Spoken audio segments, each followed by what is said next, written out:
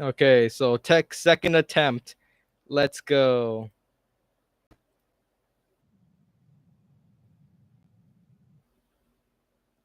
Do do do do do do do.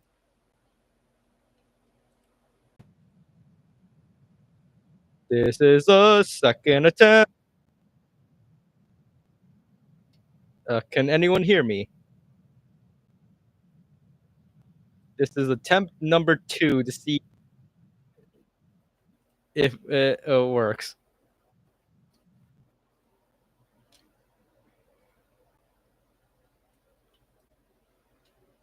Okay, I see one person.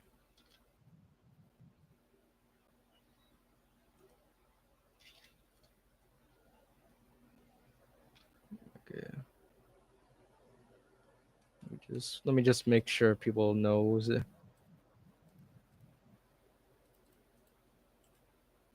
Copy, paste. That's not.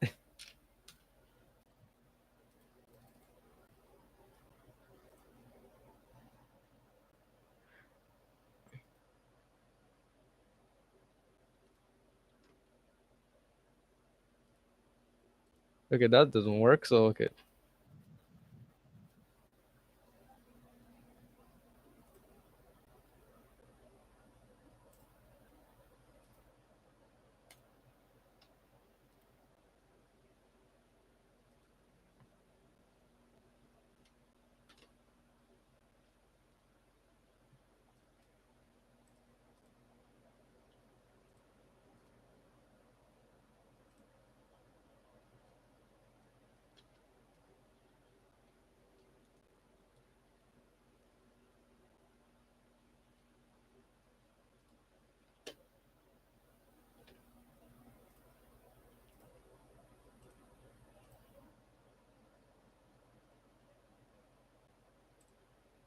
Okay, so hope this works this time.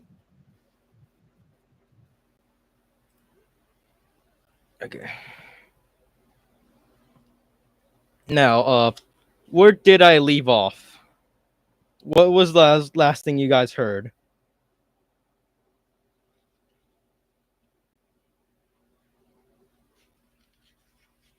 Yeah, I think that'll be like really helpful to know if I.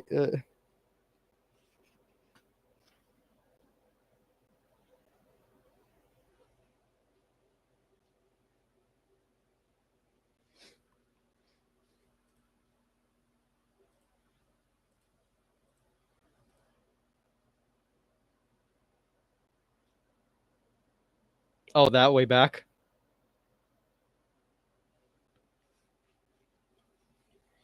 So it was like it's like right after like Ruka's song ended. I'm guessing. I mean, Violet's song ended.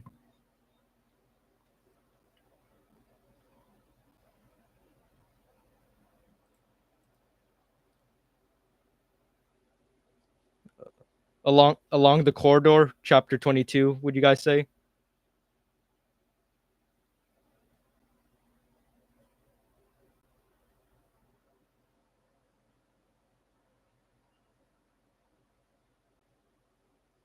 Okay, it's okay.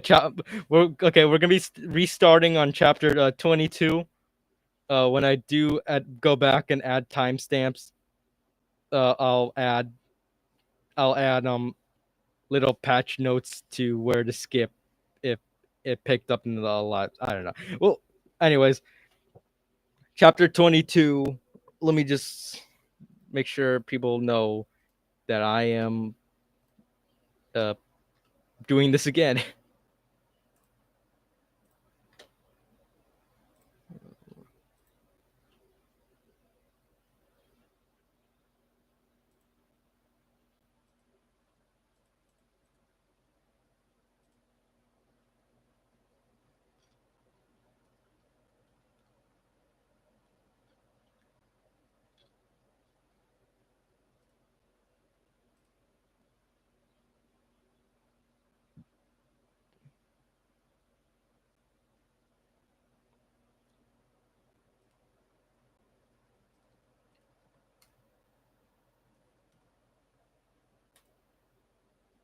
Okay. That seems to work.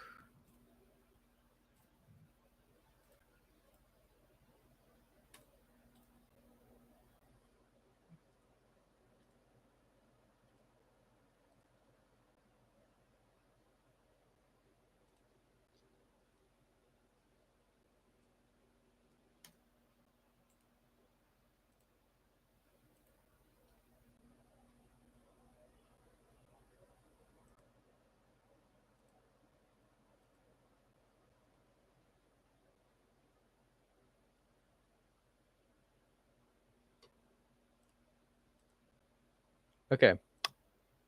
So I guess we'll start chapter 22. Let us let us begin. Chapter 22. Along the corridor. Well, well, well, sighed Mr. Willy Wonka. Two naughty little children gone. Three good little children left. I think we better get out of this room quickly before we lose anyone else. But Mr. Wonka, said Charlie Bucket anxiously, will Violet Beauregard ever be all right again? Or will she always be a blueberry? They'll dejuice her in no time flat, declared Mr. Wonka. They'll roll her into the dejuicing machine and she'll come out as thin as a whistle. But will she still be blue all over? Asked Charlie. She'll be purple, cried Mr. Wonka. A fine, rich purple from head to toe. But there you, but there you are. That's what comes from chewing disgusting gum all day long. If you think gum is so disgusting, said Mike TV, then why do you make it in your factory? I do wish you wouldn't mumble, said Mr. Wonka. I can't hear a word that you're saying. Come on, off we go. Hurry up, follow me. We're going into the corridors again. And so saying, Mr. Wonka scuttled across the far end of the inventing room and went through a small secret door hidden behind a lot of pipes and stoves. The three remaining children, Veruca Salt, Mike TV, and Charlie Bucket, together with the five remaining grown-ups, followed after him. Charlie Bucket Charlie saw that they were now back in one of those long pink corridors, with many other pink corridors leading out of it. Mr. Wonka was rushing along in front, turning left and right and left, and Grandpa Joe was saying, "Keep a good hold of my hand, Charlie. It would be terrible to get lost in here." Mr. Wonka was saying, "No time for any more messing around. We'll never get anywhere at this rate. We've been going." And and on he rushed down the endless pink corridors with his black top hat on the top of his head and his plum colored velvet coattail flying out behind him like a flag in the wind. They passed another door and another door and another. There were doors everywhere, 20 paces or so along the corridors now, and they all had something written on them, and strange clanking noises were coming from behind several of them, and delicious smells came wafting down the keyholes, and sometimes little jets of colored steam shot out from the cracks underneath. Grandpa Joe and Charlie were half running and half walking to keep up with Mr. Wonka, and but they were able to read what it said on quite a few of the doors as they hurried by. Eatable mush, eatable marshmallow pillows, it said on one. Marshmallow pillows are terrific, shouted Mr. Wonka as he dashed by. They'll be all the rage when I get them onto into the shops. In no time to go through, no time to go in. Lickable wallpaper for nurseries, it said on the next door. Lovely stuff. Lickable wallpaper, cried Mr. Wonka, rushing past it. It has pictures of fruit on it. Bananas, apples, oranges, grapes, pineapples, strawberries, and snozberries. Snozberries, said Mike TV. Don't interrupt me, said Miss Wonka. The wallpaper has pictures of all these fruits printed on them. And when you lick the picture of a banana, it tastes like a banana. When you lick a strawberry, it tastes like a strawberry. And when you lick a snozzberry, it tastes exactly like a snozzberry. But what are snozzberries taste like? You're mumbling again, said Miss Wonka. Speak louder next time. On we go! Hurry up! Hot ice creams for cold days, it said on the next door. Extremely useful in the winter, said Mr. Wonka, rushing on. Hot ice cream warms you up no end in freezing weather. I make hot ice cubes for putting in hot drinks, and hot ice cubes make hot drinks hotter. Cows that give chocolate milk, it said on the next door. Ah, my pretty little cows, cried Miss Wonka. How I love those cows. But why can't we see them? Asked Veruca Salt.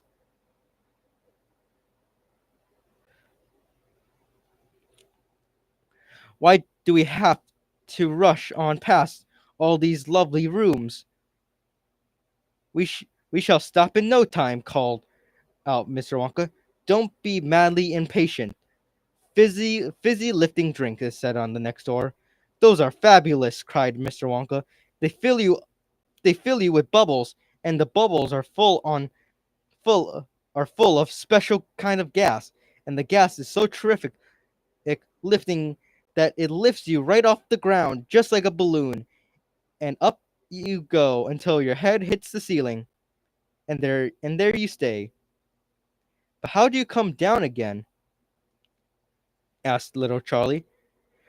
You burp, of course, said Mr. Wonka. You do a great big long rude burp, and up comes the gas and down comes you. But don't drink it outdoors. There's no there's no knowing how high you'll get carried away. If you do that, I gave I gave some to an old Oompa Loompa once out in the backyard, and he went up, and disappeared out of sight. It was very sad. I never saw him again. He should have burped, Charlie said. Of course he should have burped, Mr. Wonka. I stood there shouting, burp, you silly ass! Burp, or you'll never come down again! But he didn't, or couldn't, or wouldn't. I don't know which. Maybe he was too polite. He must be on the moon by now. On the next door, it said square candies that look round. Wait, said Mr. Wonka, skidding suddenly to a halt. I'm very proud of my square candies that look round. Let's take a peek. Chapter 23, Square Candies That Look Round. Everybody stopped and crowded to the door. The top half of the door was made of glass. Grandpa Joe lifted Charlie up so he could get a better view and looking in. Charlie saw a long table, and on the tables were rows and rows of small white square-shaped candies. The candies looked very, very much like square sugar lumps, except that each of them had a funny little pink face on on one side. At the end of the table, a number of Oompa Loompas were bustling painting more faces on more candies. There you are, cried Mr. Wonka. Square candies that look round. They don't look round to me, said Mike TV. They look square, said Veruca Salt. They look completely square. But they aren't square. But they are square, said Mr. Wonka. I never said they weren't. You said they were round, said Veruca Salt. I never said anything of the sort, said Mr. Wonka. I said they looked round. But they don't look round, said Veruca Salt. They look square. They look round, insisted Miss Wonka. They certain they they most certainly do not look round, cried Veruca. Veruca, darling, said Mrs. Salt, pay no attention to Mr. Wonka. He's lying to you. My dear old fish, said Mr. Wonka, go and boil your head. How dare you speak to me like that, shouted Mrs. Salt. Oh, shut up, said Mr. Wonka. Now watch this. He took a key out of his pocket and unlocked the door and flung it open. And suddenly, at the sound of the door opening, all the rows and rows of little square candies quickly around, looked, looked quickly round to see who was coming in. The tiny faces actually turned towards the door and stared at Mr. Wonka.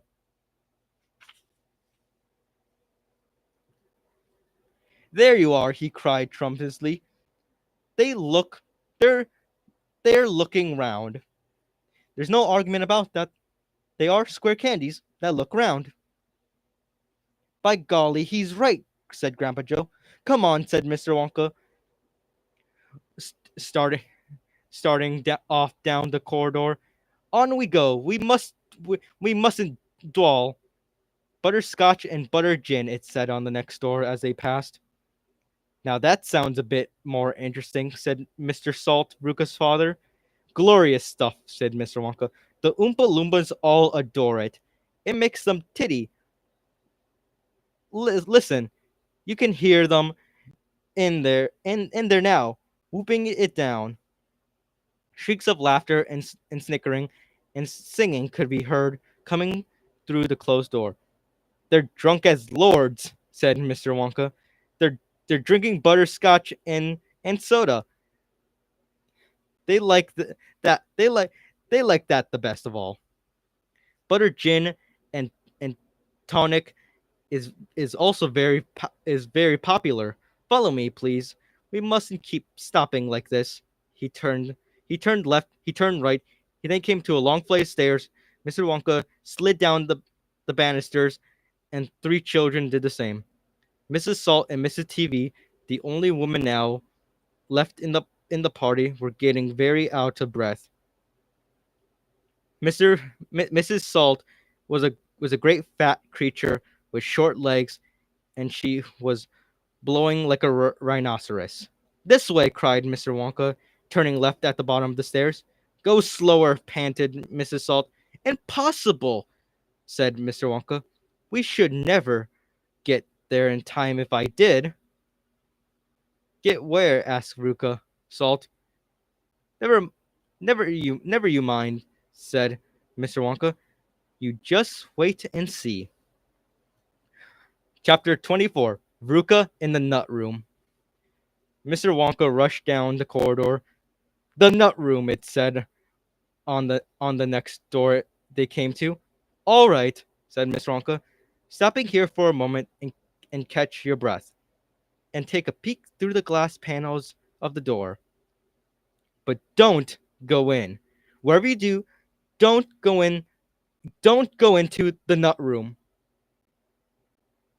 If you go in, you'll disturb the squirrels. Everyone, everyone crowded around the door. Oh, look, Grandpa! Cried Charlie. Squirrels! Shouted Veruca Salt. Jeepers! Said Mike TV. It was an amazing sight. 100 squirrels were seated upon high stools around the large table. On the table there were mounds and mounds of walnuts. The squirrels were all working like mad, shelling the walnuts at tremendous speed. These squirrels are specially trained for getting the nuts out of walnuts, Mr. Wonka explained. Why use squirrels? Mike TV asked. Why not use Oompa Loompas?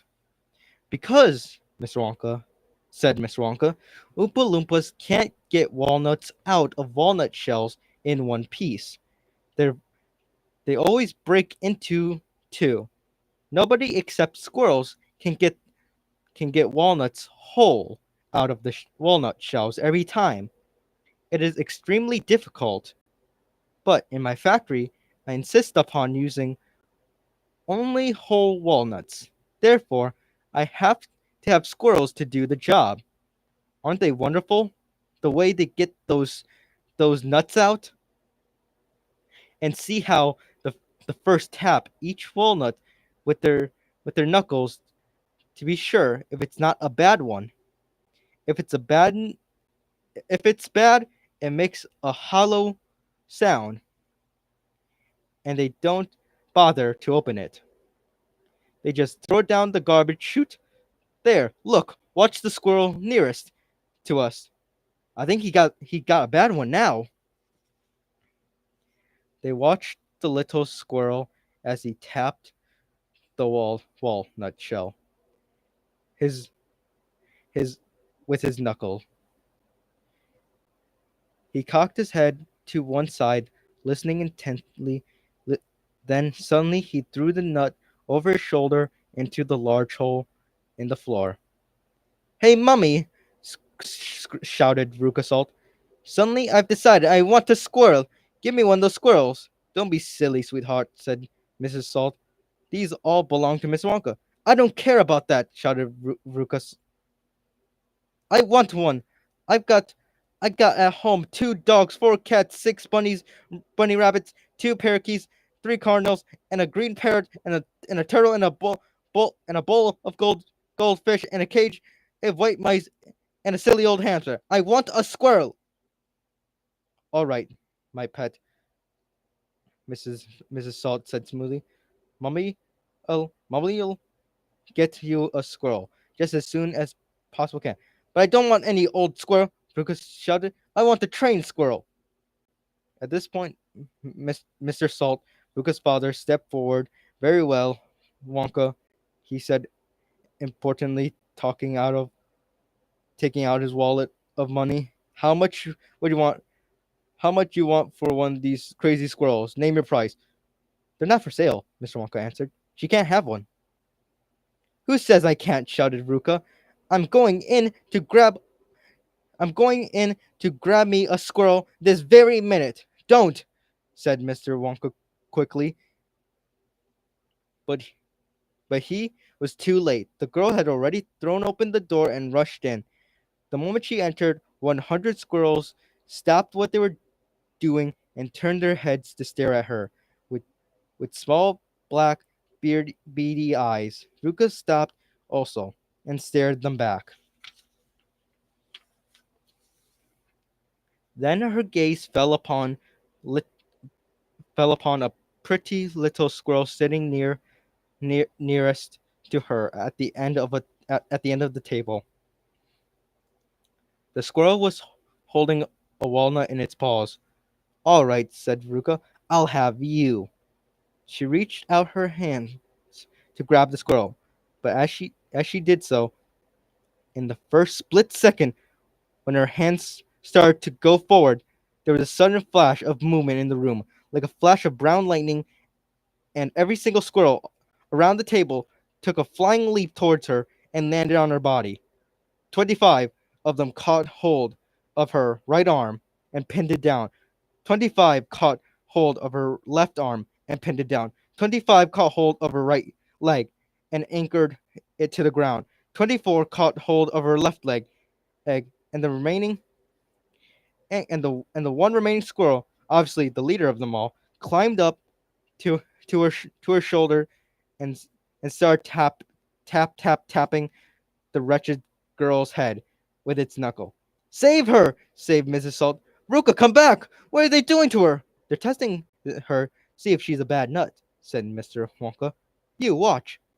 Ruka struggled fiercely, but the squirrel held her tight, and she couldn't move. The squirrel on her shoulder went tapping the side of her head with his knuckles. Then, all at once, the squirrels paused, the squirrels pulled Veruca to the ground and started carrying her across the floor. My goodness, my goodness, she is a bad nut after all," Mr. Wonka said Mr. Wonka. "Her head must have sounded quite hollow." Ruka kicked and screamed, but it was no use. The tiny, strong paws held her tightly, and she couldn't escape. "Where are they taking her?" shrieked Mrs. Salt. "She's going where all the bad nuts go," said Mr. Willy Wonka. Down the garbage chute." "By golly, she's going down the the chute? Said Mr. Salt, staring through the glass door at his daughter. Then save her! Cried Mrs. Salt. Too late, said Mr. Wonka. She's gone. And indeed she had. But where? Shrieked Mrs. Salt, flapping her arms. What happens to the bad nuts? Does the chute go to? That particular chute, said Mr. Wonka told her, runs directly into the great main garbage pipe, which carries away all the rubbish from every part of the factory. All the floor sweeping, the potato peeling, the rotten cabbages, the fish heads, all that stuff. Who eats fish and cabbage and potatoes in this factory? I would like to know, said Mike TV. I do, of course, answered Miss Wonka. You don't think I live on cacao beans, do you? But, shrieked Mrs. Salt, where does the great big pipe go to in the end? Why, to the furnace, of course, Mr. Wonka said calmly. To the incinerator. Mrs. Salt opened her huge red mouth and started to scream. Don't worry, said Mr. Wonka. There's always a chance they decide not to light it today. A chance? Yelled Mrs. Salt. My darling Veruca, she'll be sizzled like a sausage.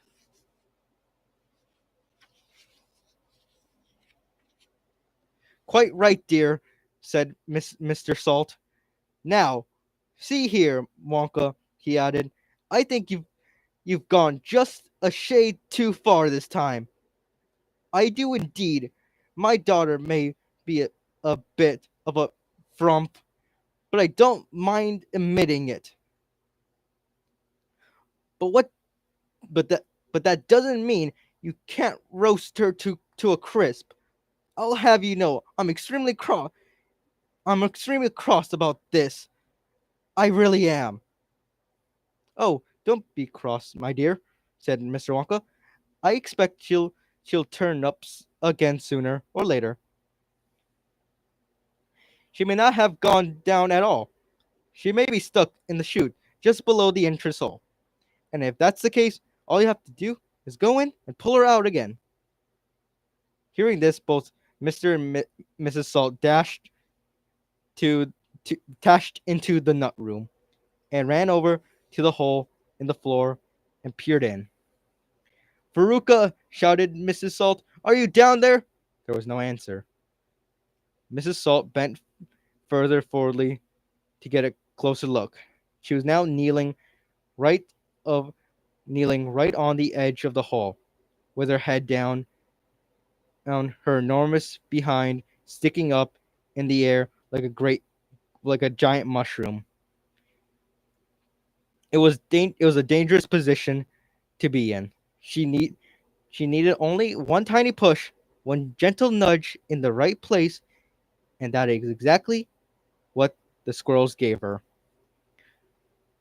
Over she toppled into the hole head first, screeching like a parrot. Good gracious me, said Mr. Salt, as he watched his fat wife go tumbling down the hole. What a load of garbage there'll be going today. He saw her disappear into the darkness. And what is it like down there, and Angela? He called out. He leaned further in. The squirrels rushed up behind him. Help! He shouted. But he was already toppling forward, and down the chute he went, just as his wife had done before him and his daughter. Oh dear! Cried Charlie, who was watching with the others through the door. What on earth is going to happen to them now?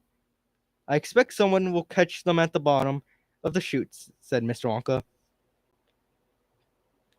But what about the great fiery incinerator? Asked Charlie. They only light it every other day, said Mr. Wonka. Perhaps this is one of the days when they let go. They let it go. You never know. They might be lucky. But as far away down the corridor came the beating of drums and the singing began. Okay. Ahem. Veruca salt the Oompaloo sang the Oompalooza. Veruca salt the little brute has just gone down the garbage chute. And as we're very rightly thought that in a case like this we ought to see the thing completely through, we we polished off her parents too. Down Veruca goes down the drain, and here perhaps we should explain that she will meet as she descends a rather different set of friends. For to those she has left behind, these wouldn't be nearly so refined. A fish head, for example, cut this morning from a halibut. Hello, good morning, how do you do? How nice to meet you. How are you? And then a little further down, a mass of others gather around. A bacon rind, some wretch's lard, a loaf of bread gone stale and hard, a steak that no one else could chew, an oyster from an oyster stew, some liverwort, some so old and gray, once one smelled it from a mile away, a rotten nut, a reeky pear, a thing the cat left on the stair, a lot of other things as well, each with a rather horrid smell. These are Veruca's newfound friends, as she will meet as she descends, and this is the price she has to pay for going so very far astray. But now, my dear, we think you might be wondering, is it really right that every single bit of blame and all discording and shame should fall upon Veruca Salt? Is she only is she the only one at fault? For for for though she spoiled and dreadful so, a girl a girl can't spoil herself, you know. Who spoiled her then? Who indeed? Who pandered to her every need? Who turned her into such a brat? Who are the culprits who did that? Alas, you needn't look so far to find out who these sinners are. They are, they are, and this is very sad, her loving parents, mom and dad, and that is why we're glad they fell into the garbage chute as well. Okay, let me mention we're about the last quarter of the book.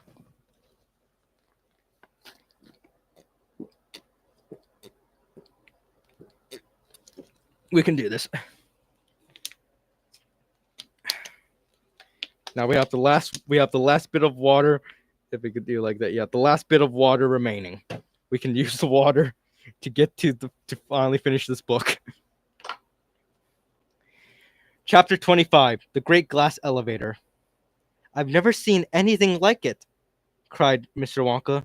The children are disappearing like rabbits. But you mustn't worry about it. They'll all come out in the Walsh. Mr. Wonka looked at the little group that stood beside him in the corridor. There were only two children left now, Mike TV and Charlie Bucket. And there were three grown-ups, Mr. and Mrs. TV and Grandpa Joe. Shall we move on? Mr. Wonka asked. Oh yes, cried Charlie and Grandpa Joe both together. My feet are getting tired, said Mike TV. I want to go watch television. If you're tired, then we better take the elevator, said Mr. Wonka. It's over there. Come on, in we go. He skipped across the passage at a pair of double doors. The doors slid open.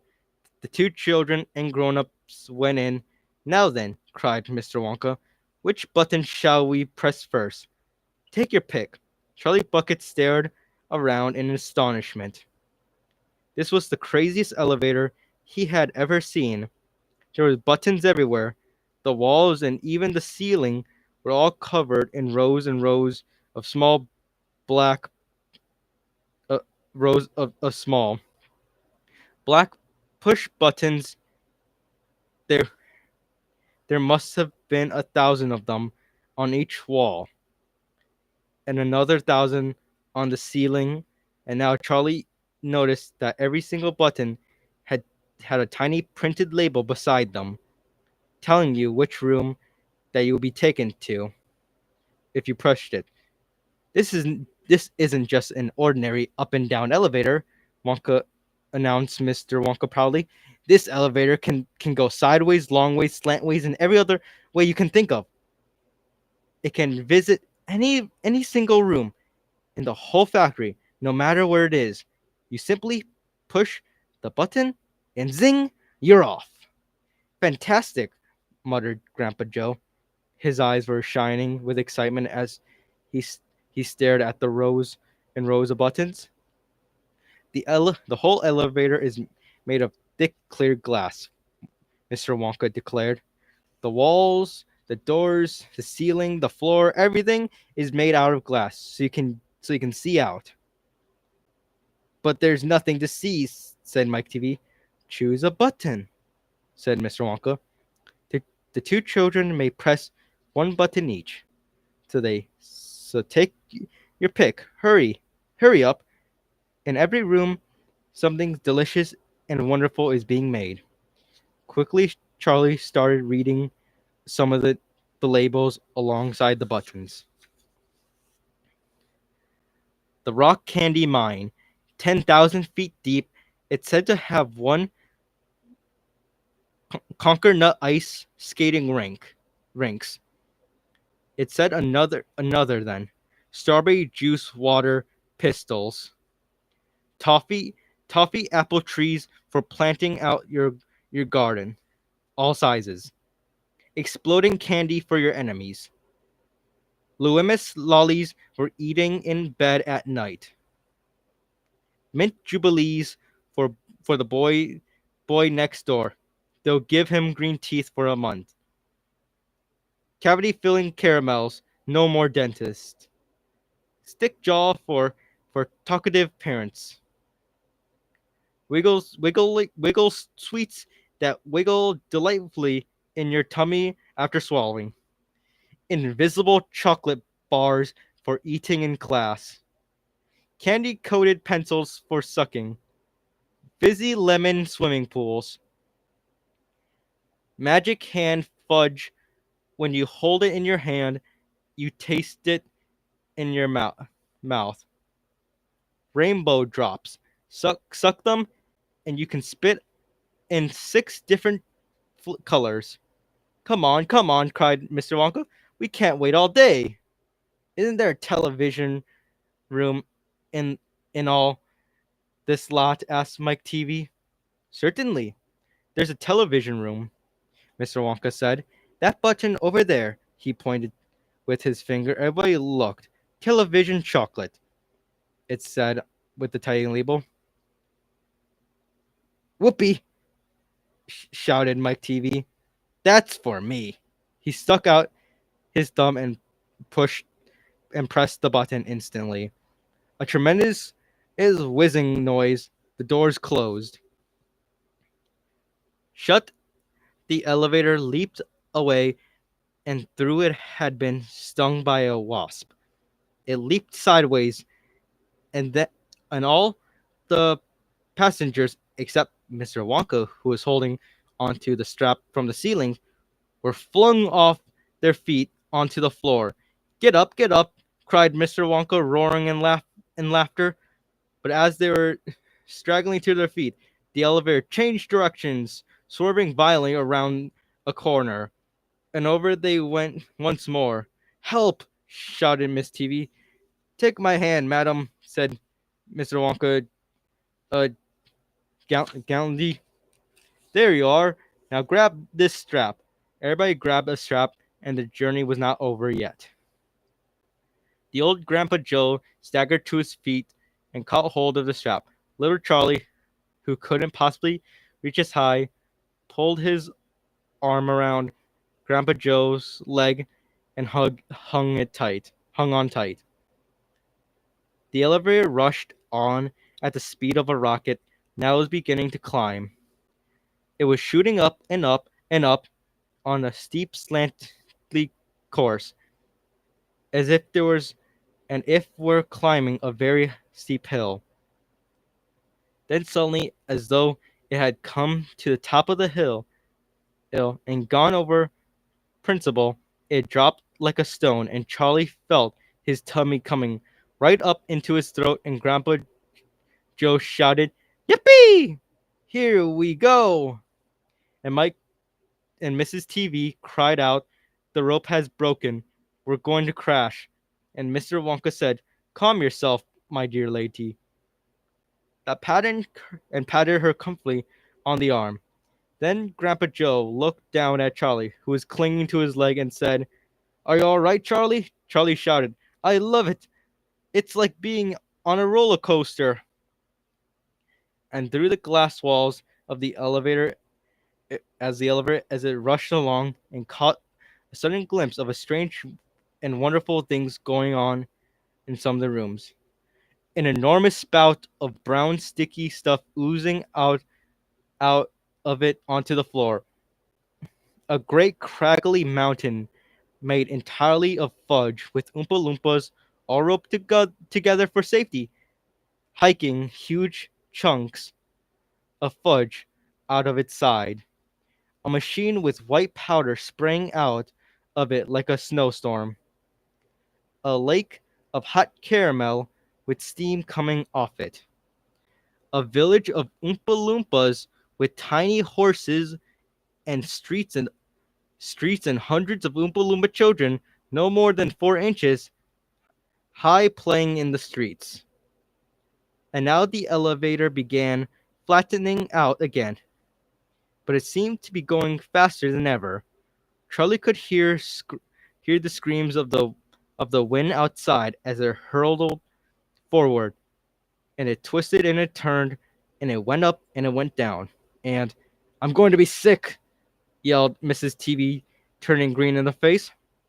"Please don't be sick," said Mr. Wonka. "Try to stop me," Mrs. TV said. "Then you better take this," said Mr. Wonka. He swept his magnificent black top off his head and held it up upside down in front of Mrs. TV's mouth. "Make this awful thing stop," ordered Mr. TV. "Can't do that," said Mr. Wonka. "It won't stop till we get there. I hope no one's using the other elevator at the moment." "What other elevator?" screamed Mrs. TV. "The one that goes the opposite way, on the same tracks as this one," he cried. "Holy mackerel!" cried Mr. TV. "You mean we might have a collision?" "I've been lucky so far," Mr. Wonka said. "Now I'm going to be sick," yelled Mrs. TV. "No, no," said Mr. Wonka. "Not now. We're nearly there. Don't spoil my hat." The next moment, there's screeching of brakes, and the elevator began to slow down. Then it stopped altogether. "Some ride," said Mr. TV, wiping his great sweaty face with a handkerchief. "Never again," gasped Mrs. TV. And then the doors of the elevator slid open, and Mr. Wonka said, "Just a minute now. Listen to me. I want everyone to be very careful in this room. There is dangerous stuff around in here, and you must not tamper with it." Chapter 26, The Television Room. The TV family, together with Charlie and Grandpa Joe, stepped out of the elevator into the room so dazzling, bright, white, that they screwed up their eyes in pain and stopped walking. Mr. Wonka handed each of them a pair of dark glasses and said, "Put these on, quick, and don't take them off here, whatever you do. The light could blind you." As soon as Charlie had his dark glasses on, he was able to look around in comfort. He saw a long, narrow room. The room was painted white all over. Even the floor was white, and there wasn't a speck of dust anywhere. From the ceiling, huge lamps hung down and bathed the room in a bright blue-white hue. The room was completely bare except for the far end. At one of these ends, there was an enormous camera on wheels, and a whole army of Oompa Loompas was cluttering around it, oiling its joints and adjusting its knobs and polishing its glass lens. The Oompa Loompas were all dressed in in the most extraordinary way. They were wearing bright red spacesuits, complete with helmets and goggles. At least they looked like spacesuits. They were working in a complete silence. Watching them, Charlie experienced a queer sense of danger. There was something dangerous about this whole business, and the Oompa Loompas knew it. There's no chatting and or singing amongst them here. They're all moved about all over the black camera, slowly, carefully, in their scarlet spacesuits. At the other end of the room, about 50 paces away from the camera, a single Oompa Loompa, also wearing a spacesuit, was sitting at a black table, gazing up at, at the screen of a very large television set. "Here we go!" cried Mr. Wonka, hopping up and down with excitement. "This is the testing room for my very latest and greatest invention, television chocolate." "But what is television chocolate?" asked Mike TV. "Good heavens, child, stop interrupting me," said Mr. Wonka. "It works by television. I don't like television myself. I suppose it's all right in small doses, but children never seem to be able to take it in small doses. They want to sit there all day long staring at the screen." "That's me," said Mike TV. "Shut up," said Mr. TV. "Thank you," said Mr. Wonka. "I shall now tell you about this amazing television set of mine. But first of all, do you know how ordinary television works? It is very simple. At one end, there's a picture being taken. You have a large movie camera, and you start photographing something. The photographs are split up into millions of tiny pieces, which are so small you can't see them. These little pieces are shot into the sky by electricity. In the sky, they go whistling around all over the place until suddenly they hit the antenna on the roof of somebody's house and then go flashing down the wires that lead right into the back of the television set. And in there, they get jiggled and joggled around the very and until the last every second of those millions of tiny pieces are fitted back into its right place. It's like a jigsaw puzzle. And presto, the photograph appears on the screen. "That isn't exactly how it works," Mike TV said. "I'm a little deaf in my left ear," Mr. Wonka said. You must forgive me if I don't hear everything you're saying." "I said it isn't exactly how it works," shouted Mike TV. "You're a nice you're a nice boy," said Mr. Wonka, "but you talk too much. Now then, the very first time I saw an ordinary television working, I was struck by a tremendous idea. Look here," I shouted. "If these people can break up a photograph into millions of pieces and send the pieces whizzing through the air, then I can put them together again at the other end. Why can't I do the same thing with a bar of chocolate? Why can't I send a real bar of chocolate whizzing through the air in tiny pieces and then put them together at the other end, all ready to be eaten?" "Impossible," said Mike TV. You think so? Cried Mr. Wonka. Well, watch this. I shall now send a bar of my very best chocolate from the from one end of the room to the other by television. Get ready. There, get ready. There, bring in the chocolate. Immediately, six Oompa Loompas marched forward, carrying on their shoulders the most enormous bar of chocolate Charlie had ever seen. It was about the size of a mattress he slept on at home.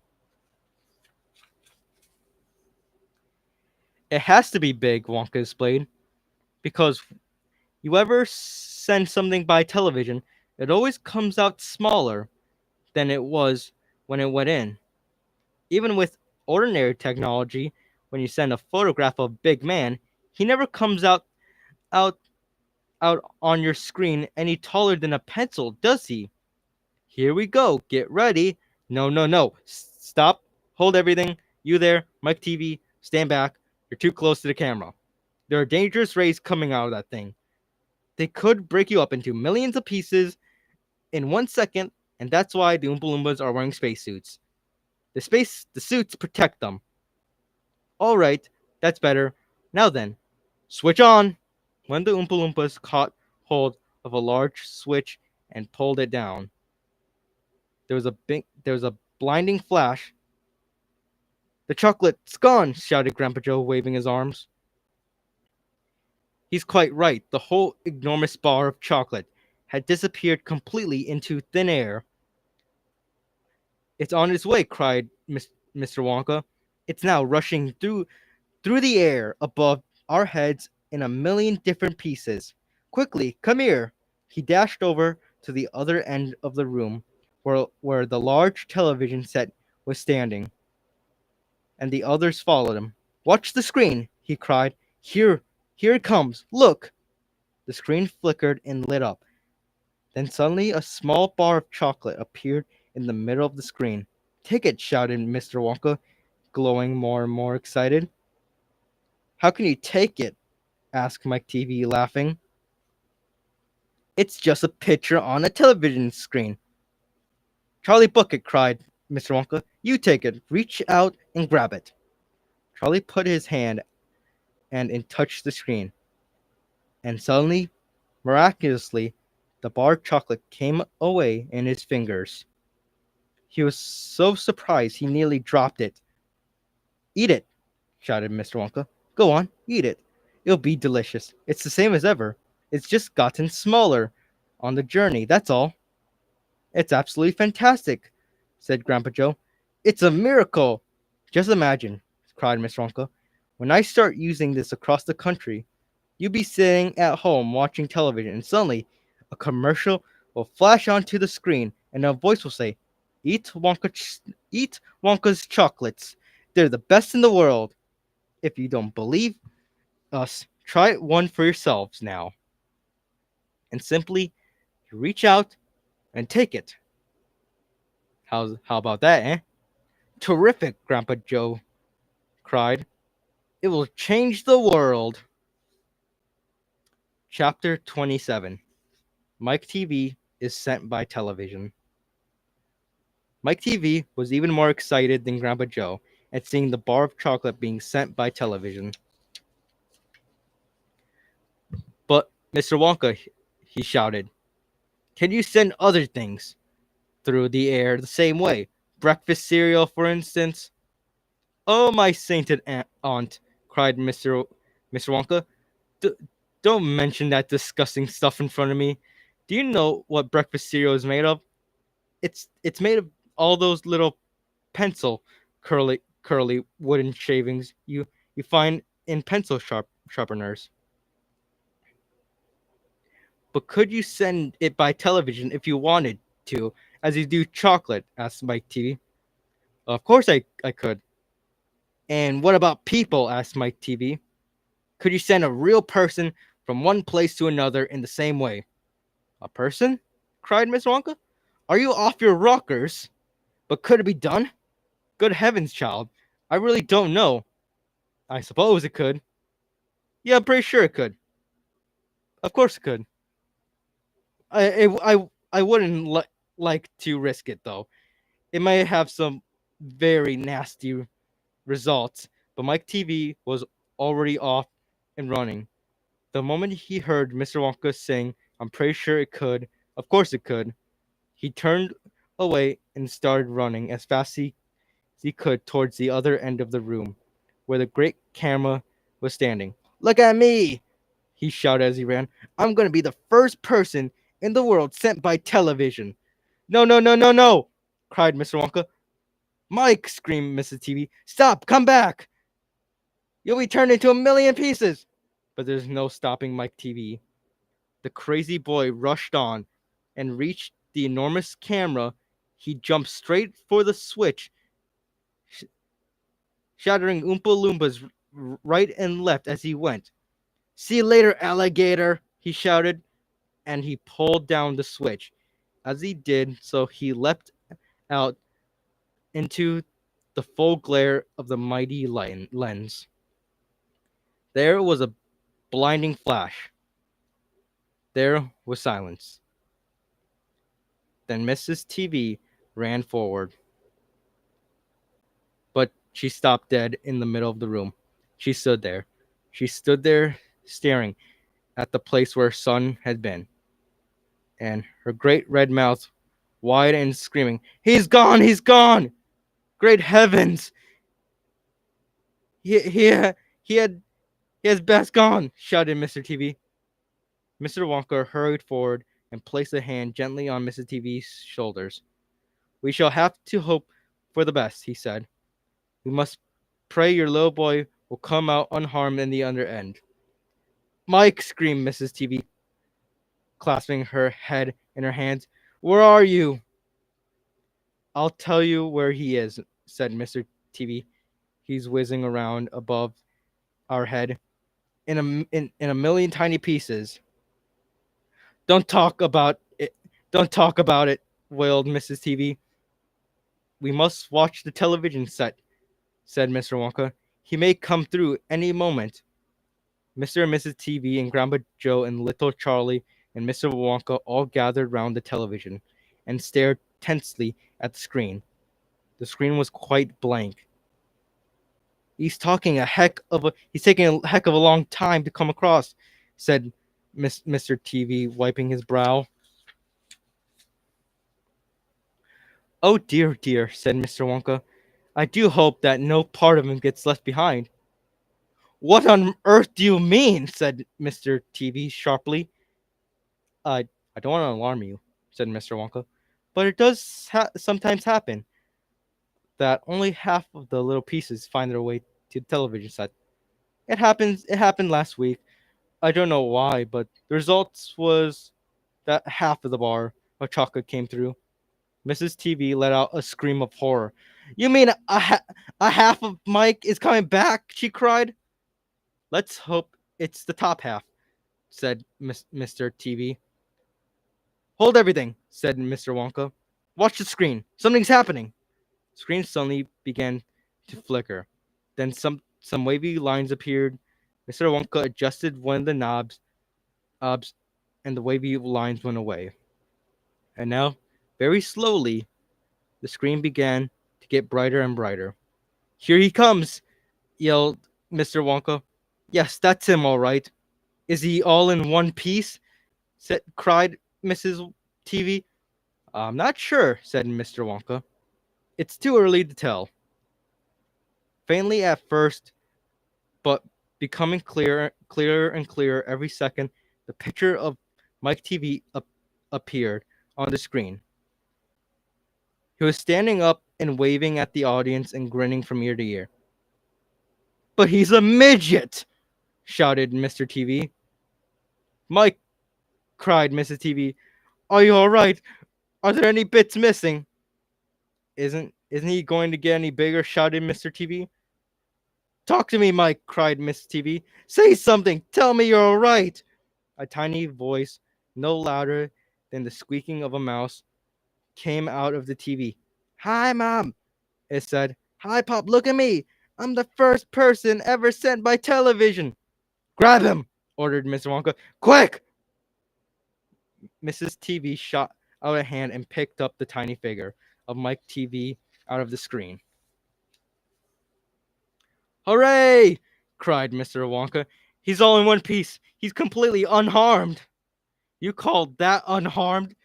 snapped Mrs. TV, peering at the little speck of a boy who is now running to the fro across the palm of her hand, waving his pistol in the air. "He is certainly not more than an inch tall."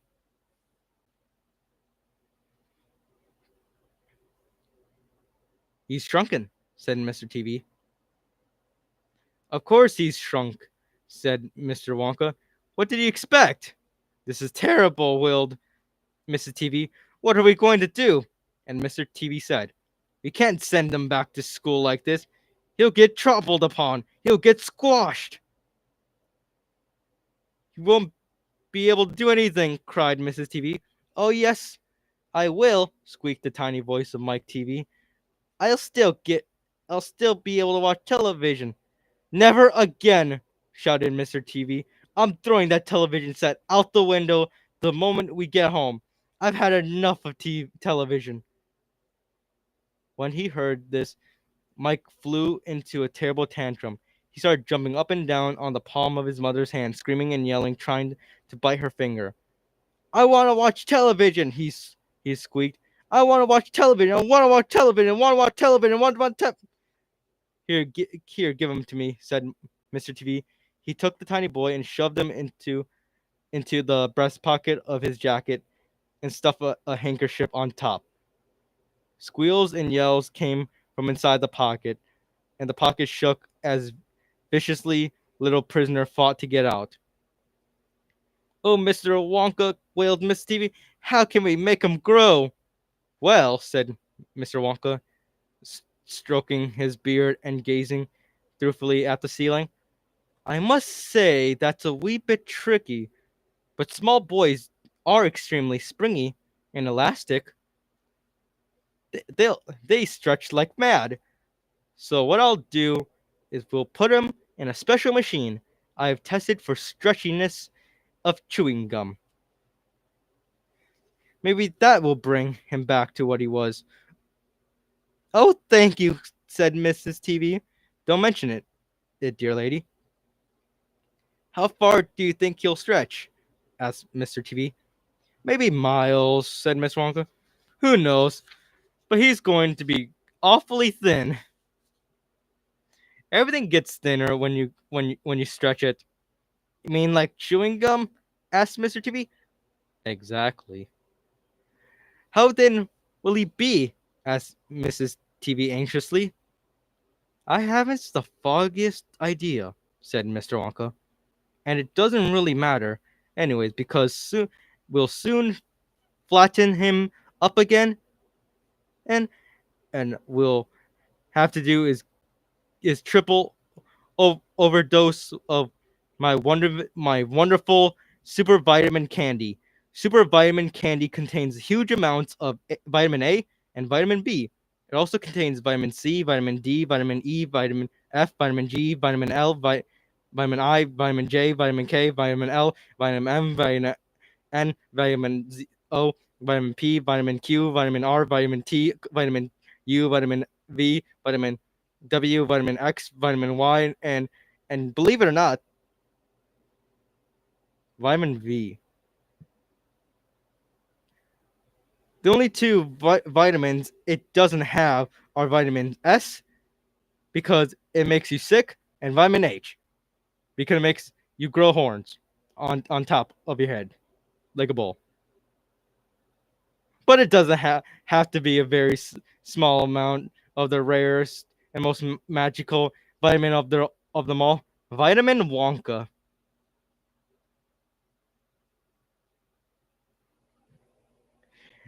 And what and what will that do to him? Asked Mr. TV anxiously.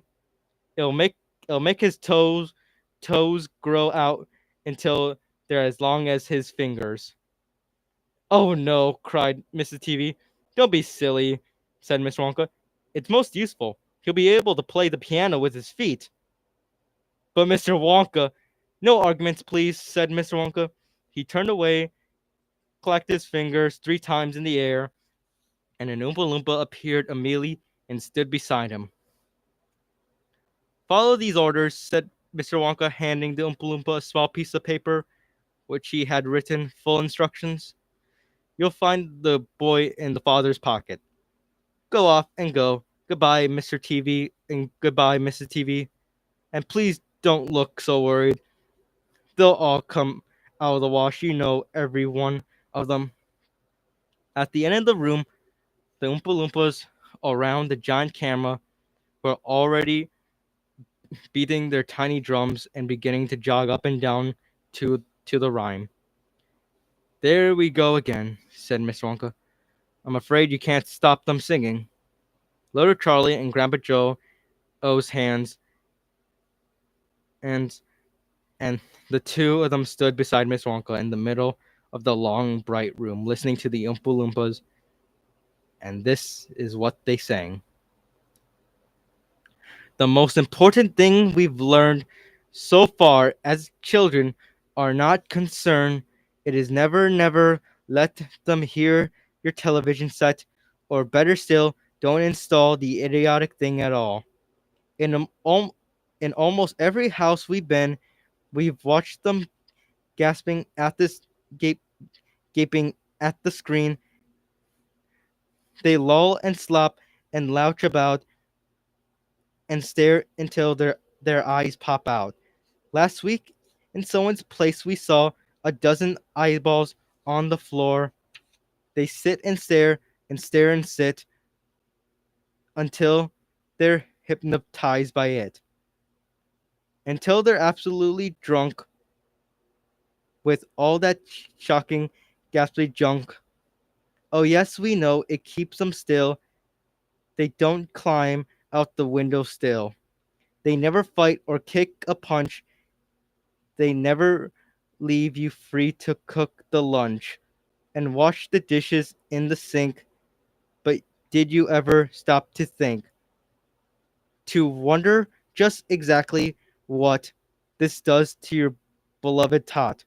It, it rots and senses in the head. It kills imagination dead. It clogs and cutters up the mind and makes the child so dull and blind. He can no longer understand a fantasy of fairyland. His his brain becomes as soft as cheese. His powers of thinking rust and freeze. He cannot think. He only sees. All right, you'll cry. All right, you'll say. But we take this. But if we take the set away, what shall we do to entertain our darling children? Please explain. We'll answer this by asking you what used the darlings ones to do. How used they keep themselves contained before this monster was invented. You have forgotten, don't you know? Well, we say very loud and slow. They used to read. They used to read. They read and read and read and read and then proceed to read some more. Great Scott Gazooks, one half of their lives was reading books.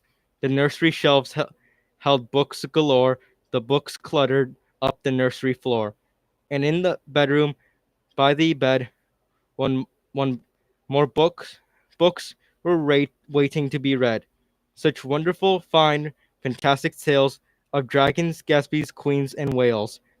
The tales isle in distant shores were smugglers rowed within muffled oars, and pirates wearing purple pants and sailing ships and elephants, and cannibals crouching round the pot, stirring away at something hot. It smells so good. What can it be? Good gracious, it's Penelope. The younger ones had Beatrix Potter with Mr. Todd and Dirty Rotter. The squirrels, Nutkins, Piglings Bland, and Mrs. Tiggy, Winkle, and Gran. And just how the camel got his hump, and how the monkey lost his rump. And Mr. Toad, and bless my soul, There's Mr. Rat and Mr. Mole.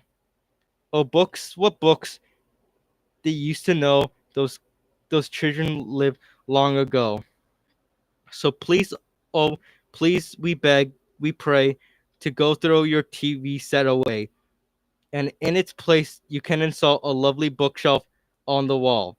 Then fill those shelves with lots of books, ignoring all those dirty looks. The screams and yells, the bites and kicks, the children hitting you with sticks. Fear not, because we promise you that in about a week or two, of having nothing else to do, you'll now begin to feel the need of having something good to read.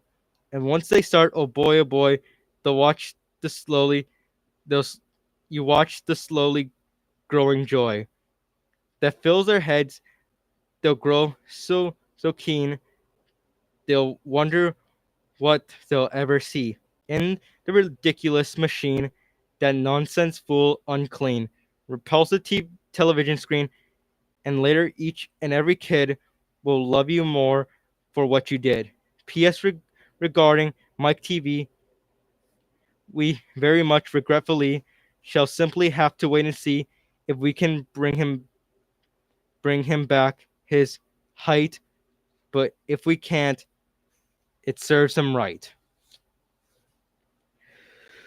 Uh okay, finally in the last chapters. We can do this, everyone, and holy fuck. Okay, better start reading. Jesus. Chapter 28, Only Charlie Left. Which room shall it be next? Said Mr. Wonka as he turned away and darted for Oliver. Come on, hurry up, we must be going. How many children are there left now? Charlie looked at Grandpa Joe, and Grandpa Joe looked back at Charlie. But Mr. Wonka, Grandpa Joe called after him, there's only Charlie left now. Mr. Wonka round stared at Charlie. There was a silence. Charlie stood there holding tightly to Grandpa Joe's hand. You mean you're the only one left? Said Mr. Wonka, pretending to be surprised. Why, yes, whispered Charlie. Yes. Mr. Wonka suddenly exploded with excitement. But my dear boy, he cried out, that means you've won! He rushed out of the elevator and started shaking Charlie's hand so furiously it nearly came off. I do congratulate you, he cried. I really do. I'm absolutely delighted. It couldn't be better. How wonderful is this? I had a hunch, right from the beginning, that it was going to be you. Well done, Charlie. Well done. This is terrific. Now the fun is really going to start. We mustn't dilly. We mustn't dally. There's even less time to lose now. Before there was an enormous number. We have enormous numbers of things to do before the day's out. Just think of the arrangements we have we have to be made, and the people we have to fetch. Better luck for us. We have the great glass elevator. Speed things up. Jump in, my dear Charlie. Jump in, you too, Grandpa Joe, sir. No, after you. That's the way. Now then, this time I shall choose the button we're going to press. Mr. Wonka, brightly twinkling blue eyes rested for a moment on Charlie's face. Something crazy is going to happen now, Charlie thought, but he wasn't frightened. He wasn't even nervous. He was just terrifically excited, and so was Grandpa Joe. The old man's face was shining with excitement as he watched every move that Mr. Wonka made. Mr. Wonka was reaching for the button high up on the glass elevator ceiling. Charlie and Grandpa Joe both craned their necks to read what it said on the little label beside the button. It said, "Up and out." Up and out, thought Charlie. What sort of room is that? Wonka pressed the button. The glass door closed. Hold on, cried Mr. Wonka. Then wham! The elevator shot up like a rocket. Yippee! Shouted Grandpa Joe, Charlie was clinging to Grandpa Joe's leg, and Mr. Wonka was holding on to a strap from the ceiling.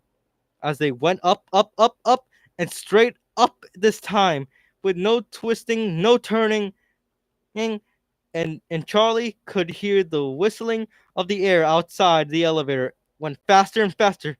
Yippee! Shouted Grandpa Joe again. Yippee! Here we go! Faster! Cried Mr. Wonka, banging the wall of the elevator with his hand. Faster, faster! If we don't go any faster, er, we shall never get through. Through what? Shouted Grandpa Joe. We have we we got to get through. Aha! cried Miss Wonka. You see, I've been longing to push that button for years. Years.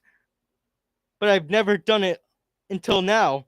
I've I was tempted many times, oh yes, I was tempted, but I couldn't bear the thought of making a great big hole in the roof of the factory. Here we go, boys. Up and out. But you really mean, shouted Grandpa Joe, you don't really mean that this elevator... Oh, yes, I do, answered Mr. Wonka. You just wait and see. Up and out. Aha. But, it's made of glass, shouted Grandpa Joe. It'll break into a million pieces. I suppose it might, I said Mr. Wonka cheerfully as ever. But it's pretty thick glass the same. But it's pretty thick glass all the same. The elevator rushed on, going up faster, faster, faster, faster. Uh-huh. But I can't laugh. I can't do the laugh at the moment. And, and suddenly, crash! As the most tremendous noise of splintering wood and broken tiles came off from directly above their heads. And Grandpa Joe shouted, "Help! It's the end! We're done for!" And Mr. Wonka said, "No, we're not! We're through! We're out!" Surely enough, the elevator had shot right up through the roof of the factory and was now rising into the sky like a rocket. And the sunshine was pouring in through the glass of the roof. In 5 seconds, there were thousands of feet in the sky. "The elevator's gone mad!" shouted Grandpa Joe. "Have no fear, my dear sir," said Mr. Wonka calmly, and he pushed another button, and the elevator stopped. It stopped and hung in midair, hovering like a helicopter, hovering over the factory and over the very town itself, which lay spread upon them like a picture postcard. Looking down through the glass floor on which was standing Charlie, he could see the very small, faraway houses and the streets of snow that lay thick upon everyone. It was eerie and frightening feeling to be standing on clear glass high up in the sky. It made you feel that you weren't standing on anything at all. "Are we all right?" cried Grandpa Joe. "How does this thing stay up?" "Candy power," said Mr. Wonka. 1,000,000 candy power. Oh, look," he cried, pointing down. "There goes the other children. They're returning home." Chapter 29. The other children go home. We must go down and take a look at our little friends before we do anything else, said Mr. Wonka. He pressed a different button, and the elevator dropped lower, and sooner it was hovering above the entrance gates to the factory. Looking down now, Charlie could see the children and their parents standing in a little group just inside the gates. "I can only see 3," he said. "Who's missing?" "I expect Mike TV," Mr. Wonka said, "but he'll be coming along soon." "Do you see the trucks?" Mr. Wonka pointed to a line of gigantic covered vans parked in a line nearby. "Yes," Charlie said. "What are they for?" "Don't you remember what it said on the golden ticket? Every child that goes home with every child goes home with a lifetime supply of candy." There's one truckload for each of them, loaded to the brim. Aha! Mr. Wonka went on. And there goes our friend Augustus Gloop. Do you see him? He's getting into the first truck with his mother and father. You mean that's really him? Like he's really all right? Asked Charlie, astonished. Even even after going up the awful pipe, he's very much all right," said Mr. Wonka. "He's changed," said Grandpa Joe, peering down through the glass of the elevator. "He used to be fat. Now he's thin as a straw." "Of course, he's changed," said Mr. Wonka, laughing. "He got squeezed in the pipe, don't you remember? And look, there goes Miss Violet Beauregard, the great gum chewer. It seems as though they managed to dejuice her. After all, I'm so glad, and how healthy she looks. Much better than before." "But she's still purple in the face," cried Grandpa Joe. "So she is," said Mr. Wonka. "Ah, well, there's nothing we can do about that." "Good gracious!" cried Charlie. "Look at poor Ruka Salt and Mr. Salt and Mrs. Salt. They're completely covered with garbage." "And here comes Mike TV," said Grandpa Joe. "Good heavens! What have they done to him? He's about 10 feet tall and thin as a wire. They overstretched him on the gum gum stretcher machine," said Mr. Wonka. "How very careless." "But how dreadful for him!" cried Charlie. "Nonsense," said Mr. Wonka. "He's very lucky. Every basketball team in the country will be trying to get him. But now," he added, "it is time we left the four silly children.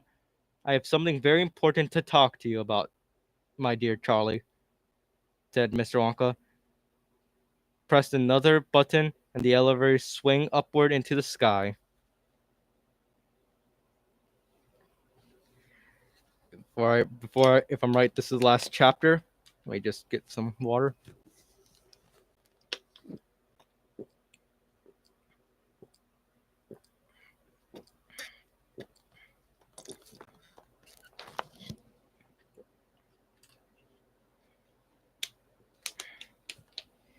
Okay. Now let's end. Chapter 30. Charlie's Chocolate Factory. The great glass elevator was now hovering high over the town. Inside the elevator, Mr. Wonka, Grandpa Joe, and little Charlie. "How you love my chocolate factory," said Mr. Wonka, gazing down. He then paused and turned around and looked at Charlie, with the most serious expression on his face. "Do you love it too, Charlie?" he asked. "Oh yes," cried Charlie. "I think it's the wonderful place in the whole world." "I'm very pleased to hear that. Hear, hear you say that," said Mr. Wonka, looking more serious than ever. He went on, staring at Charlie. "Yes," he said. "I'm very pleased indeed to hear you say that. And now I shall tell you why."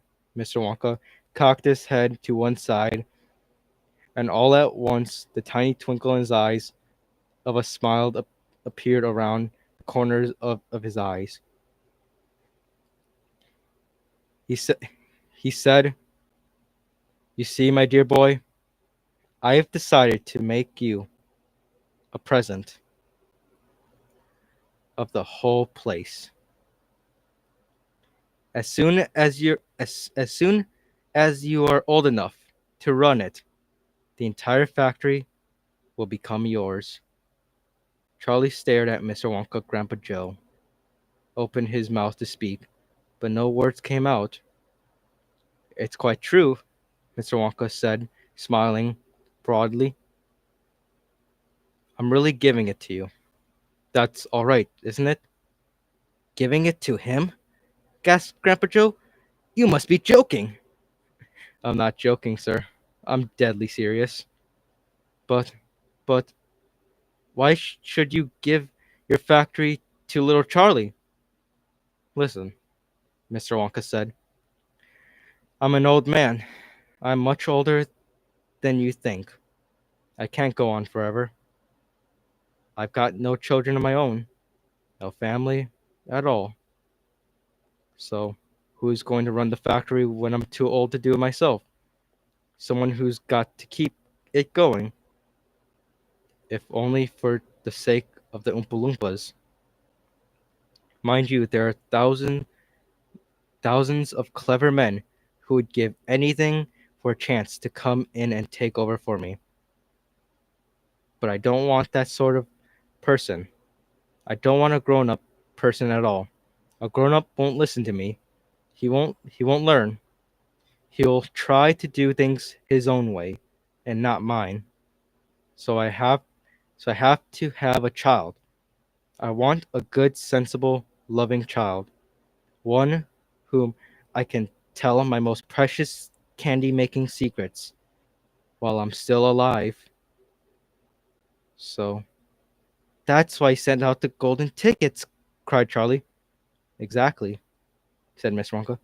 I've decided to invite 5 children to my factory, and the one I liked best at the end of the day would be the winner. But Mr. Wonka, stammered Grandpa Joe, do you really and truly mean that you're the giving the whole of this enormous factory to little Charlie after all? There's no time for arguments, cried Mr. Wonka. We must go and fetch the rest of your family. Charlie's father and his mother and anyone else around. They can all live in my factory. From now on, they can all help to run it until Charlie is old enough to do it by himself. Where do you live, Charlie? Charlie peered down through the glass elevator at the snow-covered house that lay below. It, it's over there, he said, pointing. It's a little cottage right at the edge of town, the tiny one. I see, cried Miss Wonka. He then pressed some more buttons, and the elevator shot down towards Charlie's house. I'm afraid my mother won't come with us, Charlie said sadly. Why ever not? Because she won't leave Grandma Josephine and Grandma George and Grandpa George. But they must come too. They can't, Charlie said. They're very old and they haven't been out of the bed for 20 years. Then we'll take the bed along as well. Well, with with them in it, said Mr. Wonka. There's plenty of room in the elevator for a bed. You couldn't get the bed out of the house, said Grandpa Joe. It won't go through the window. You mustn't despair, cried Mr. Wonka. Nothing is impossible. Now watch. The elevator was now hovering over the roof of the Bucket's house. What are you going to do? Cried Charlie. I'm going right on to fetch them, said Mr. Wonka. And how? Asked Grandpa Joe. Through the roof, said Mr. Wonka, pushing another button. No, shouted Charlie. Stop, shouted Grandpa Joe. Crash went the elevator right down through the roof of the house into the old people's bedrooms. Showers of dust and broken tiles of bits and wood and cockroaches and spiders and bricks and cement rained down on the three old ones who was lying in bed, and each of them thought that was the end of the world has come. Grandma Georgina fainted. Grandma Josephine dropped her false teeth.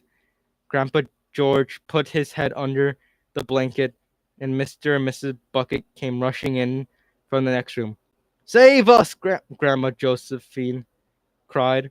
Calm yourselves, my darling wife, said Grandpa Joe, stepping out of the elevator. It's only us. Mother, cried Charlie, rushing into Mrs. Bucket's arms. Mother, listen to what's happened. We're going to live with Mr. We're going to live in Mr. Wonka's factory, and we're going to help him run it, and he's gonna give it all to me. And What are you talking about? Said Mrs. Bucket. Just look at the house, cried poor Mr. Bucket. It's in ruins. My dear sir, said Mr. Wonka, jumping forward and shaking Mr. Bucket's warmly by the hand. I'm so glad to meet you. You mustn't worry about your house. From now on, you're never going to need it again anyway. Who is this crazy man? Screamed Grandma Josephine. He could have killed us all. This, said Grandpa Joe, is Mr. Willy Wonka himself. It took quite it took it took quite a time for Grandpa Joe and Charlie to explain to everyone exactly what has happened to them all day. And then they all refused to ride back to the factory in the elevator. I'd rather die in my bed, shouted Grandma Josephine. So would I, cried Grandma Georgina. I refuse to go, announced Grandpa George. So Mr. Wonka and Grandpa Joe and Charlie, taking no notice of their screams, simply pushed the bed into the elevator. They they pushed Mr. and Mrs. Bucket in it, and they got it themselves. Mr. Wonka pushed the button and the doors closed.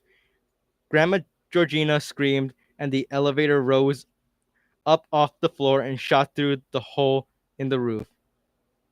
Out into the open sky, Charlie climbed onto the bed and tried to calm the three old people who were still petrified with fear.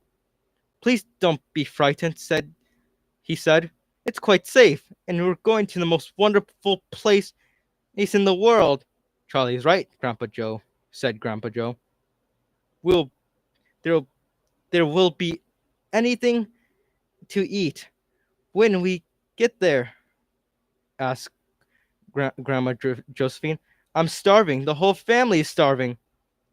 Anything to eat, cried Charlie, laughing. Oh, you just wait and see. The end. So that was Charlie and the Chocolate Factory by Roald Dahl. Narrated by yours truly, MrJonnyWonka. I hope you all enjoyed my reading. Sorry if I butchered certain parts, uh, doing this nonstop, but like, my ass hurts. I've chugged like about 6 things. So, fuck. So, yeah. Thank you all, whoever all of you are who joined in the live stream. Sorry, it had to be split into 2 parts due to lag, but I hope you all enjoyed this reading. And this is certainly something I have now done as a Wonka tuber. My throat is gonna hurt for a couple days. And I need to go to the bathroom. So, with that being said, my name is MrJonnyWonka, and I really hope all of you have a wonderful night. Ending at 1:36. Good night, everyone.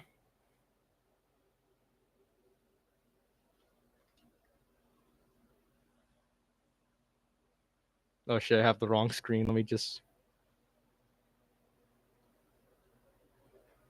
My favorite type of women are